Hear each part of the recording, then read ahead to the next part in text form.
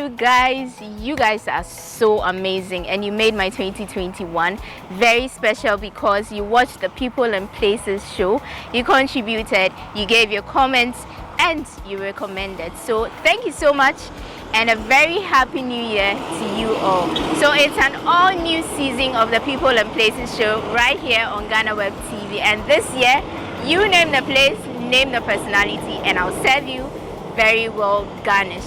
So let's start on a good note, shall we? We are at a place where probably a few of you have heard about, some of you may have visited, but we are going to give you some really wild perspectives and information about the place you probably didn't know about. We are at the Shai Hills Resource Reserve here in Accra. My name is Wonder Ami Hagan, and I'm always excited to come your way with another edition of the show. Welcome aboard.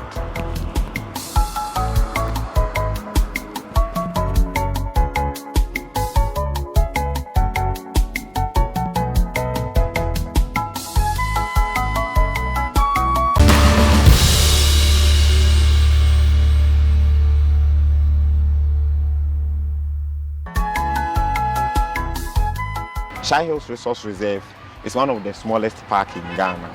Ghana has about 16 protected areas.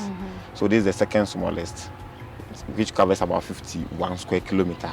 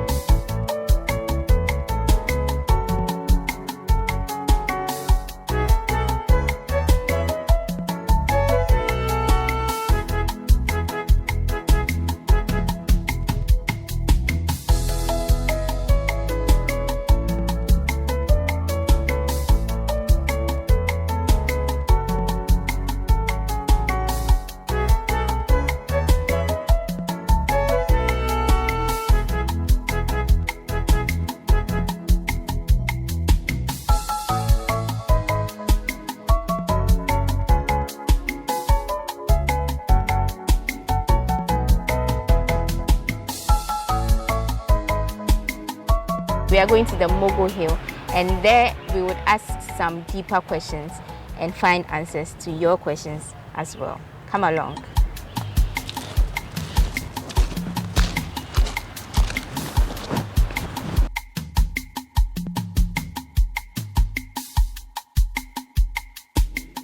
So Ishmael said rightly that we are going to the Mogo and Savi caves, but we made a stop here because he has something interesting to tell us about this area. So what are we seeing around here? Yeah, so this particular place was, all this place was part of the hill, but it was chopped off in the early 1960s. Okay. By the first president of Ghana, Dr. Kwame Nkrumah. And shortly after the place was, the people were sacked. Yeah, so the people were sacked in 1892, sorry, okay. 1892. So many years, more than 100 years later. Okay. And then the British left. Ghana became an independent country in 1957. And I remember I told that here became a reserve, a forest reserve in 1962. Yeah. So before he gazetted here to become a forest reserve in 1962, in the early 1960s, that is 1960s, he took the stones from here to build the Tema ports. Yeah, so there was rail line where it links from here to Tema, but they are all collapsed. Yeah, so all this. So the rocks here were quarried. Yeah. Where we are standing right now was a hill. Was part of the hill. Yeah. Okay. So when you go inside small, you see some of the poles and the bars that they use for the quarry. And then he took the rocks. Afterwards, then he gazetted here to become a reserve, meaning that nothing can be taken out from here again. Okay. Right. As I earlier on indicated that we have primate. And so the primate, I said we have the green monkey, we have the olive baboon, and then the lesser spot nose monkey. So the ones barking or quacking are the green monkey. And mostly they are purely omnivorous. Sorry, they are purely herbivorous. So they eat only plants. Only plant, fruits, and then may sometimes peck grass. Okay. Yeah. Okay. And you wouldn't see them on the plains. Mostly they are on the hills every time. So when you come and you see them like this, then today is a lucky day. Oh, okay. Yeah. Wow. And they are very active early in the morning and late evening. This is when we see them.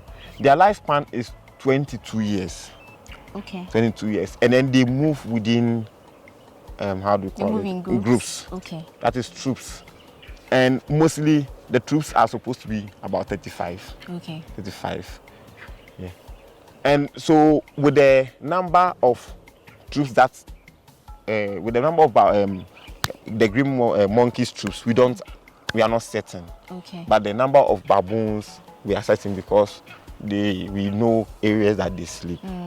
We hope to see some of the baboons later on, right? Well, they might be around, right? Okay. All right, sure. So we continue with our trip.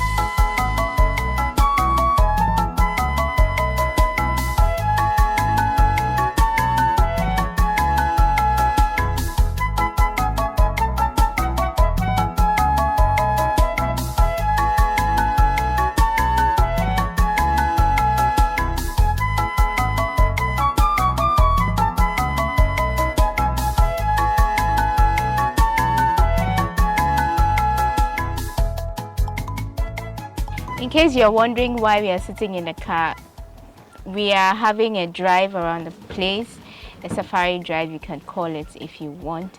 And whilst we do that, as I told you earlier, Ishmael will be telling us some things about the various things we'd notice along the journey. Ultimately, we'll be getting to the caves to learn all about them. But for now, we are at an area where you'd see antelopes and some other species of animals, and Ishmael will be telling us about them. So we just saw a few antelopes around. How many of them do you have? So for now, we have 3 species. Okay. We have the cops. These ones are cops. We have bushbacks and dikers. So with the cops, we have more than 500 in the reserve. Okay. Yeah. And they are also herbivorous, so they eat grass. That is all. Their lifespan is within 23 to 30 years. And in their setting, a male is supposed to, so they practice the system of polygamy, where one male to a lot of females, and it depends on the structure of the male. So the structure as in the body the physical strength of the male can either allow it to get more females to itself or to its head. So the females are attracted to the physical structure of the Not really, but then with the protection, so security aspect counts when it comes to the physical structure. So the male is supposed to create a territory which is about 0.50 hectares, very small area, mark it with his fecal matter and urine and glands, and then tries to protect the females. So it bleach like and when the females enters, it protect them from other males entering. So one male to a lot of the females within the herd. Oh, I see. And so we have the male herd, that is young males that are in group, unproductive, and then we have the unproductive males and then the male herd, that is young males, and then those who are old enough that they cannot, protect territory, they also form their own group. Oh, okay. So the young males becomes very active when they are 4 years of age, but so when they give birth in 6 months and it's a male, they drive it from the group to form its own group or join the bachelor males, and in that way it tries to also develop gallop energy to come and fight back. So the solitary and male cub, mostly they are in single when they don't have a group, and hence they will start creating their territory and then call the females into the group. But interestingly, the females also choose based on what they like. So if they don't like you, you call her, they will not come. Oh, no one there. It's If they like you, you call pet. Even you not call cry, they will come. I see. It is everywhere. It is possible that a male can never have affair or sex with the females until it dies if it's not strong. Oh, I see. And the reason is they transfer strong genes for production. Oh, Or okay. reproduction. Yeah. Okay. And I am curious though, how did these animals come in?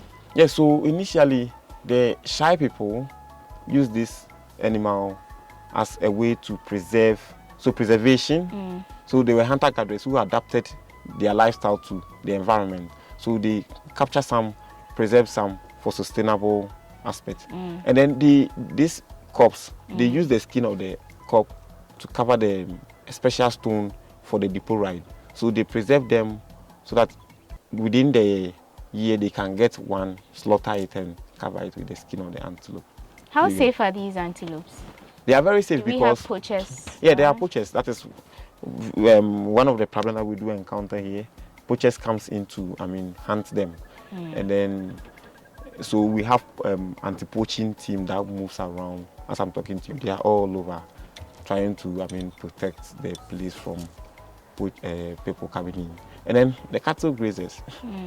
There can be a zoonosis or pathogenic diseases breakouts when these domestic animals comes in to feed on the wild food meant for the wild animal, because these animals, we don't give them any injection or treatment, and hence they have a lot of infections. And so if this domestic animal comes in, feed on the same grass that the wild animal feeds, they can transfer these pathogenic infections, and hence human can be contacted. So we have herdsmen coming in with their cattle to graze on this land. Yes. But how do they get access to the place? So the whole place was once fenced by Dr. Kwame Nkrumah. They are all collapsed. And so Forestry Commission started with 7 kilometers. So there are a lot of access routes to that park, and they use that place as a means. And you see, outside the park too has this large field, but since the overgrazing has taken the nutritional part of the grass, so they feel like here is the best place for them to graze with, come in and their cattle grazing and getting the juice, the spat for milk and other things. I see. Ishmael says that it's their natural habitat, the natural habitat of the antelopes and other animals around, and you walking around is going to intimidate them or push them away. And so we'll be doing this for the rest of the journey, until we get to a point where we need to get down.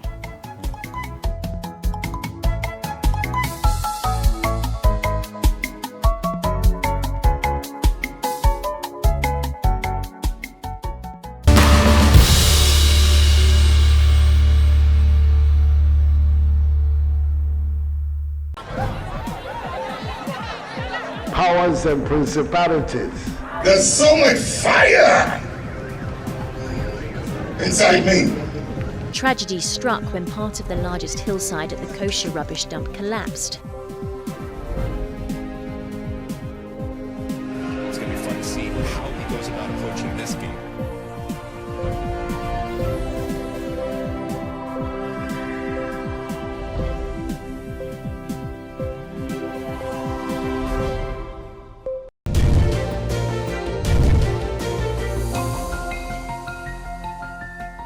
Now, let's learn something interesting about Ghana.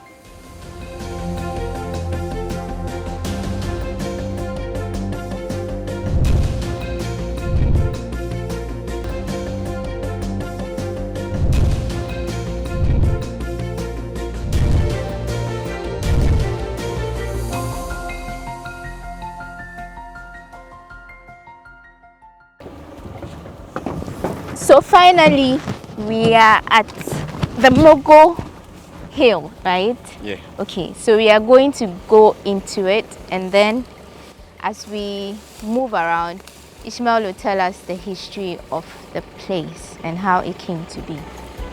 Let's go.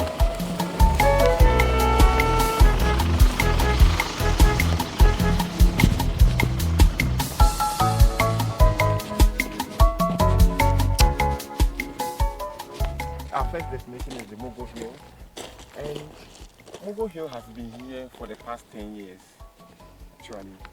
And as the name goes, in the Shai language, actually I am not from the Shai enclave, so I don't know much about their language.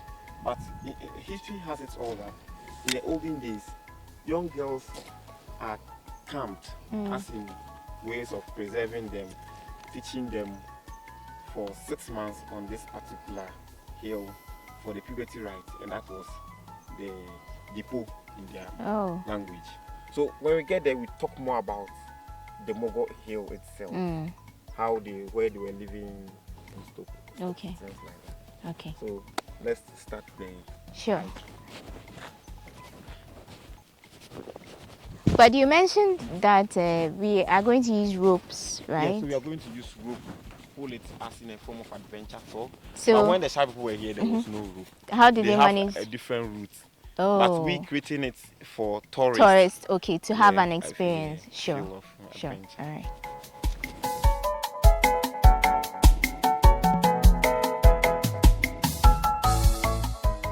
Rope, you pull it, you hold the knot. The knot. So like this. If you know you are falling, don't leave it. Okay. Well, you can even go without the rope, but it is advisable. Safer. Okay. So let's try this. Okay. Right. That's the first. Right? That's the first one.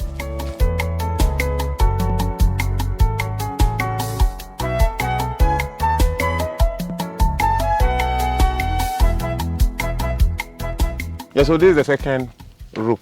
Okay. I told you 3. Yeah. First one is dealt with second. This one, it is not rock climbing, but this one is just rope climbing, using rope to climb rock. Okay. The difference is that with the rock climbing, you have your own equipment where you mount and then you hook them on there. Oh, okay. And then you use your hands, bare hands with powder to climb. Oh. But this one, you are You're just using the holding rope. So this is much way too Easier. easy. Okay.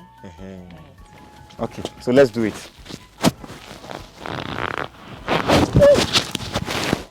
Pull the knots.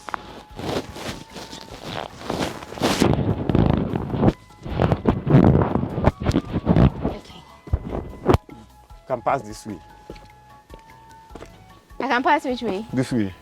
If you are scared, if you are not scared, you can pass here. Hey, this.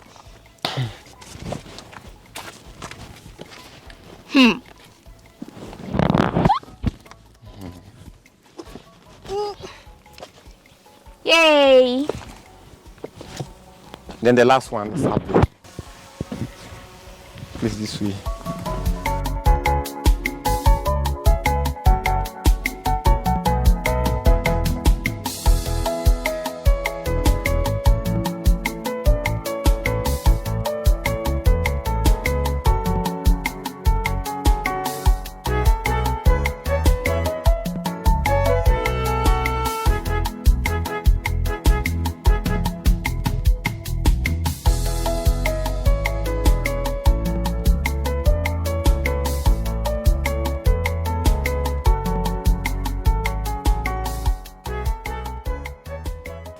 This is the highest peak on the Mogo Hill, and you could see the overall indentation, which are called grooves. Okay, good. And in the olden days, here was where, but for now, we don't know what they were really doing it. But it's assumed that, they grind things that they put on themselves. The powdered, like the meth and ornament that they shade for the young girls. They used to grind it. Grind it inside. And in grinding, they put on their body to remove bad scent and to smoothen their skin for after the rite so that men can approach them for marriage. And then also, there's another school of thought that they used to grind their food items, especially from cereals, millet, and other things from the rocks. As you go to the museum, you see the various stones that they use in grinding. Okay. Yeah, so history has it all that the young girls are kept for 6 months here. But before a girl comes, is allowed to camp here, she's supposed to be a virgin and must be above 20 years in the olden days. And so then they camp them, and then they allow the old ladies to camp with them and transfer their knowledge. Train them. Okay. In those days, that was the informal, form of training. And they believe that when men are circumcised, that is all, it forms part of their puberty. So the only thing that they can do for women is also train them. And so they camp them. We will see where they were sleeping for the 6 months. The other route you spoke about is not this rocky, right? Because you say old women were part. I'm wondering how they climb up here. Yeah, so they were using, there is a route here, but it's a little bit close. Okay. But it's not rocky. Okay. But we have a very sharp rock, then they descend, but at least. They found their way around it. Yeah, in those days, don't forget that in those days, our old women were very strong. Yeah, that's very, true. very, very strong. That's true. And then when they were sacked, here was the particular place that Dr. Kwame Nkrumah used to train his bodyguards. In his time that he was reigning as a president. So like physical endurance test, and then they put the flag of Ghana in a pillar here. So we go there, you see. And mostly on the savannah, you see this baobab tree. And baobab in archaeology, it's affiliated to human settlement. Because wherever you see this baobab, it means human settled. And the baobab is also called tree of life. Why? Because it keeps a lot of water to sustain drought, and then also it can grow for as far as 120,000 years.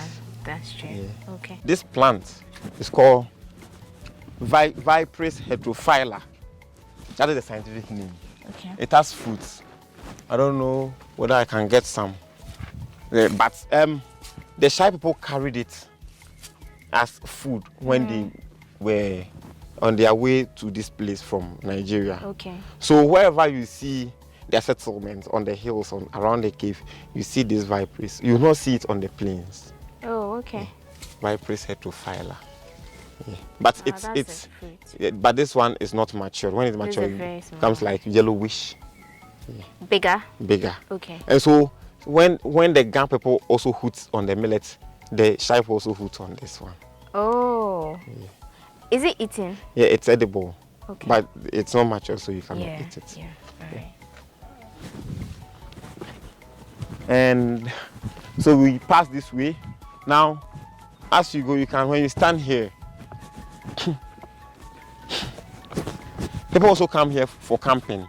So tourists come and they set their camping tent to observe you. This place is a nice destination to observe sunsets and sunrise. Very nice observing place. And you can see from here a lot of the grooves on the. Oh yeah. A lot of them uncountable. There are many more. Yeah. So it's believed that one can only estimate the number of people that came here for the rite when you are able to get the exact number of the grooves. Oh, and you can't because there are lots. Yeah. There are lots. Yeah. And they differ in sizes as different. well. Maybe some might be lazy. Some might not be lazy.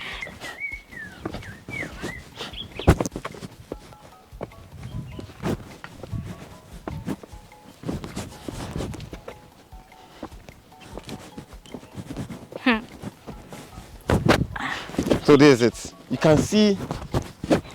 Oh, you can see a rotten pole. Yeah. So the pole was mounted, and then they hang the flag on it.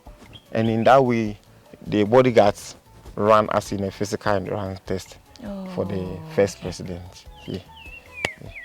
So basically, Mogo Hill. As we descend, we see where they were also sleeping, as far as also their playing ground. In the daytime like this, they play.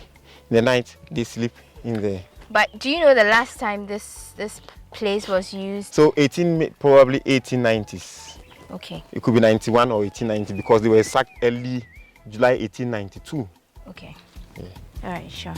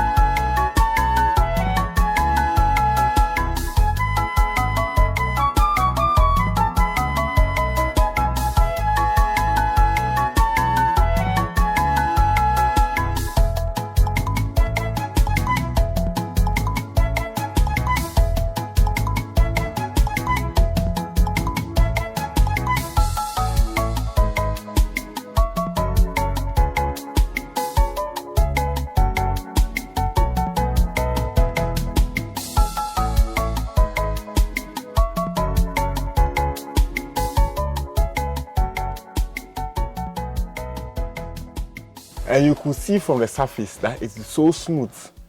Yeah. You can try going inside, you see how it slips a little. You can try.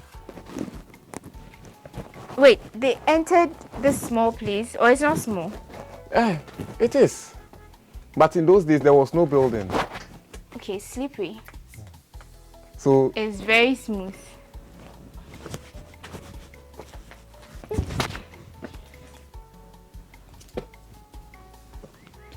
You can go a little, crawl like that.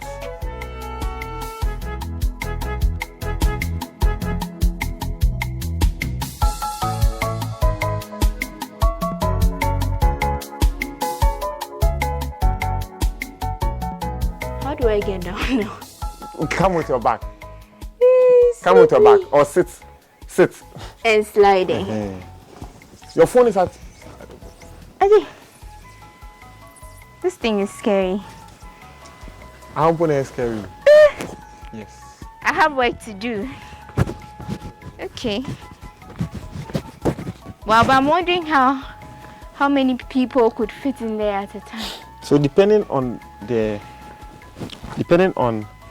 number of ladies who are ready for the rides, so they don't have a fixed number. But it was, done once a year. Let's not forget that they are still doing it, but modernization and changing the way they do it has also affected it. So in those days, they do it for ladies who are above 20 years.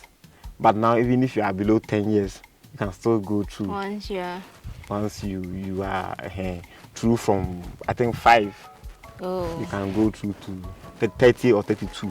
And then the length has also changed from 6 months to 1 week. But I must say that it doesn't have any effect on the ladies, like the female genital mutilation, or the trochosis system, as we know. So it's just preservation of culture. But when you go to their place, what you see is they cut the back of the hand of the ladies who go through the markings, and then at the back of their back too, they cut it, and the markings at the hand signifies that now she's ready for the market, that is marriage, and she can do all her house chores. Oh, I see. And then at the back, I don't know whether they expose the back, but the back tells that she's now able to, carry her baby very well. Okay. So we can actually do the Dipo rock together with them. Let's do the bat cave when we are returning. Then we'll do the Dipo rock. Okay, sure. At the Mogo Hills, we've learned a lot about the girls who used to come here and camp with their elderly women.